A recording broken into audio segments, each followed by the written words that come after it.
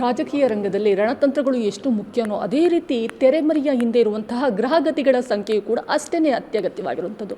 ಪ್ರತಿಯೊಬ್ಬ ಮಾನವನಿಗೂ ಕೂಡ ದೈವ ಬಲ ಜ್ಯೋತಿಷ್ಯ ಬಲ ಇದ್ದರೆ ಅವನು ಎಂತಹ ಸಾಧನೆ ಕೂಡ ಮಾಡಬಲ್ಲದು ಅನ್ನೋದಕ್ಕೆ ಜೀವಂತ ಸಾಕ್ಷಿಯಾಗಿ ನಮ್ಮೆಲ್ಲರ ನೆಚ್ಚಿನ ನಾಯಕರಾಗಿದ್ದಂತಹ ಡಿ.ಕೆ. ಶಿವಕುಮಾರ್ ಅವರಿರುವಂಥದ್ದು.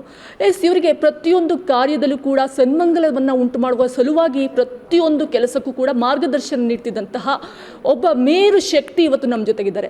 ಅವರು ಬೇರೆ ಯಾರೂ ಅಲ್ಲ, ಡಿ.ಕೆ. ಶಿವಕುಮಾರ್ ಅವರ ಆಪ್ತ ಜ್ಯೋತಿಷಿ ಆಗಿರುವಂತಹ ದ್ವಾರಕನಾಥ್ ಅವರು. ಬನ್ನಿ ಗುರುಗಳನ್ನ ಮಾತನಾಡ್ತಾ ಹೋಗೋಣ. ಡಿ.ಕೆ.ಶಿ ಅವರ ರಾಜಕೀಯ ಭವಿಷ್ಯದ ಬಗ್ಗೆ ಅವರಿಂದ ಮಾಹಿತಿನ ಕೂಡ ಪಡ್ಕೊಳ್ತಾ ಹೋಗೋಣ. ಗುರುಗಳೇ, ಈಗ ನೀವು ಕೂಡ ಅವರಿಗೆ ರಾಜಕೀಯವಾಗಿ ಸಾಕಷ್ಟು ಮಾರ್ಗದರ್ಶನವನ್ನು ತೋರಿಸಿದ್ರಿ. ಜೊತೆಗೆ ಇದೀಗ ಮುಖ್ಯಮಂತ್ರಿಯಾಗಿ ನಮ್ಮ ರಾಜ್ಯದ ಒಂದು ಮೇರು ಶಿಖರಕ್ಕೆ ಅವರು ಏರ್ತಾ ಇದ್ದಾರೆ. ಈ ಒಂದು ಸುಯೋಗದಲ್ಲಿ ಅವರ ಗ್ರಹಗತಿಗಳು ಈ ಒಂದು ಸನ್ನಿವೇಶಕ್ಕೆ ಎಷ್ಟು ಪೂರಕವಾಗಿದೆ?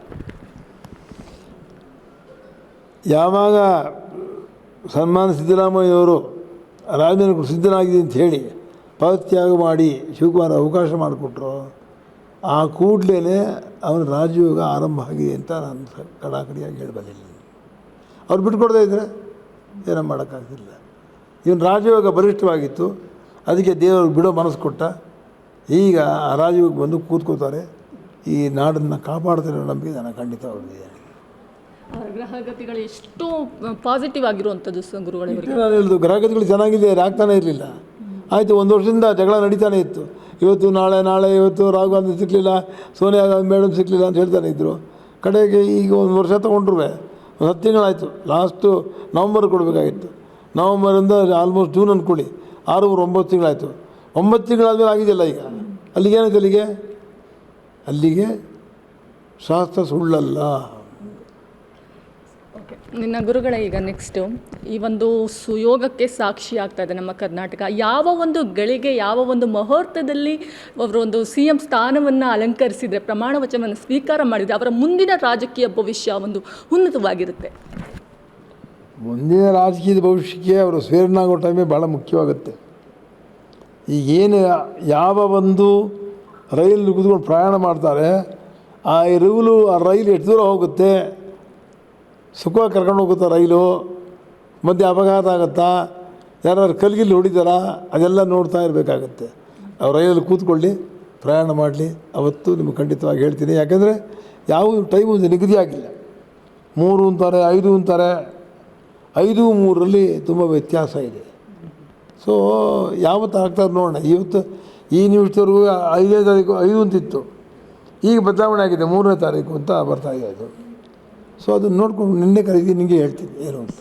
ಅಲ್ಲ ಗುರುಗಳು, ಈಗ ಅವರ ಸಂಖ್ಯಾಬಲದ ಆಧಾರವಾಗಿ ನಾವು ನೋಡೋದಾದರೆ 3 ಅಥವಾ 5 ಯಾವುದು ಅತ್ಯಂತ ಸೂಕ್ತ? ಜಾತಕ, ಒಂದೊಂದು ಬಲಿಷ್ಠವಾದ ಜಾತಕ. ಅದು ತುಂಬ ದೂರ ಹೋಗೋಕ್ಕೆ ಶಕ್ತಿ ಇದೆ, ಸಾಮರ್ಥ್ಯ ಇದೆ.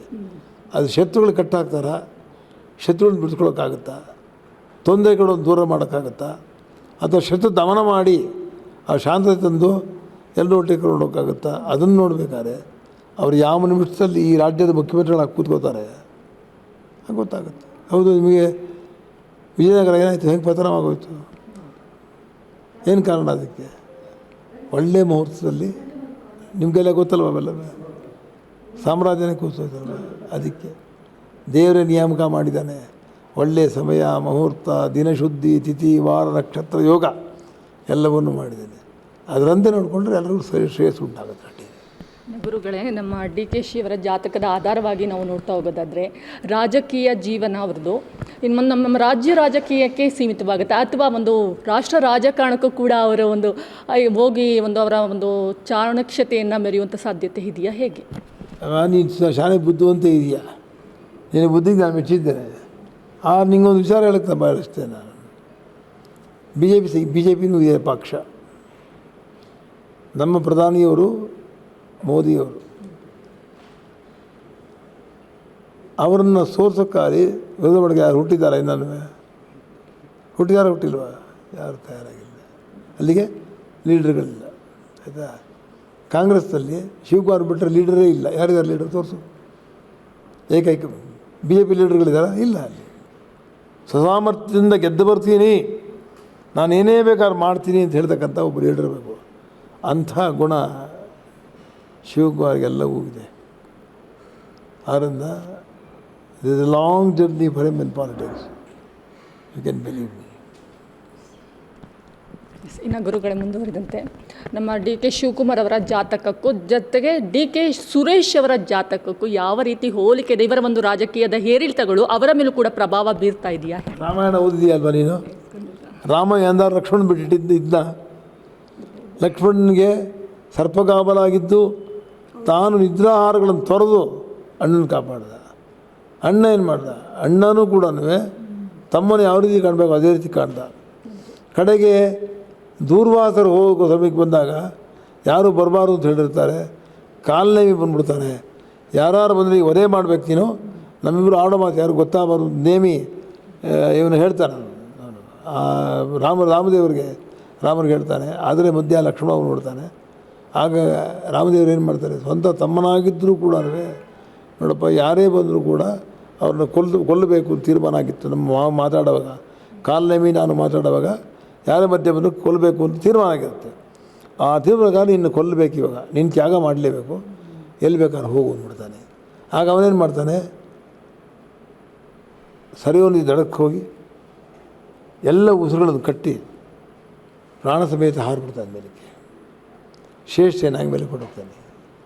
ಇದಕ್ಕೆ ಯಾಕೆ ಹೇಳಿದೆ ಅಂತಂದರೆ, ಇಷ್ಟೆಲ್ಲ ನಾವು ನಮ್ಮ ರಾಷ್ಟ್ರದಲ್ಲಿ ಇಂಥ ರಾಮಾಯಣ ಎಲ್ಲ ಗೊತ್ತಿದ್ದು, ರಾಮ ಜನಿಸಿದ್ದಾಗ ಅದು ಗೊತ್ತಿದೆ, ಲಂಕಾ ದಾನವಾಗಿದ್ದು ಗೊತ್ತಿದೆ, ರಾಮನ ಹೊರಟೋಗಿದ್ದೆ. ಇಂಥ ಒಂದು ರಾಷ್ಟ್ರದಲ್ಲಿ ನಮ್ಮ ಶಿವಕುಮಾರು ಜನನವಾಗಿರಬೇಕಾದ್ರೆ ಈ ಸೌಕರ್ಯ ಅನುಭವಿಸ್ಬೇಕಾದ್ರೆ ಪೂರ್ವದ ಪುಣ್ಯ ಇದೆ ಅಂತ ಹೇಳಕ್ಕೆ ಇಷ್ಟಪಡ್ತೀನಿ ನಾನು. ಗುರುಗಳೇ, ಸಾಮಾನ್ಯವಾಗಿ ವಿರೋಧ ಪಕ್ಷದವರು ಪ್ರತಿಯೊಂದು ಹೆಜ್ಜೆಯ ಮೇಲೆ ಕೂಡ ಕಣ್ಣಿಟ್ಟಿರ್ತಾರೆ. ಮುಂದಿನ ಒಂದು ಅವರ ರಾಜಕೀಯ ಜೀವನದಲ್ಲಿ ಸಾಕಷ್ಟು ಟೀಕೆಗಳು ಕೂಡ ಎದುರಾಗುವಂತಹ ಸಾಧ್ಯತೆಗಳು ಇರುವಂಥದ್ದು. ಅಂತಹ ಇನ್ನೊಂದು ರೀತಿಯಲ್ಲಿ ನಾವು ನೋಡ್ತಾ ಹೋಗೋದಾದರೆ ಡಿ ಕೆ ಶಿವಕುಮಾರ್ ಅವರಿಗೆ ಒಂದು ಮೂಢನಂಬಿಕೆ ಅನ್ನುವಂಥ ಅವರ ಧಾರ್ಮಿಕ ನಂಬಿಕೆಯನ್ನು ಮೂಢನಂಬಿಕೆ ಅನ್ನುವಂತಹ ಬಿಂಬವನ್ನು ಕೂಡ ಕೊಟ್ಟಿರುವಂಥದ್ದು. ನೀವು ಒಬ್ಬರವರ ಆಪ್ತ ಜ್ಯೋತಿಷಿಯಾಗಿ ಅಂತಹ ವಿರೋಧ ಪಕ್ಷದವರಿಗೆ ಏನು ಹೇಳ್ತೀರಾ? ನೀನೇನು ಹೇಳಿದ್ರೆ ವಿರೋಧ ಪಕ್ಷದಲ್ವಾ? ಅವ್ರ ಕೆಲಸ ವಿರೋಧ ಮಾಡೋದು ಕೆಲಸ.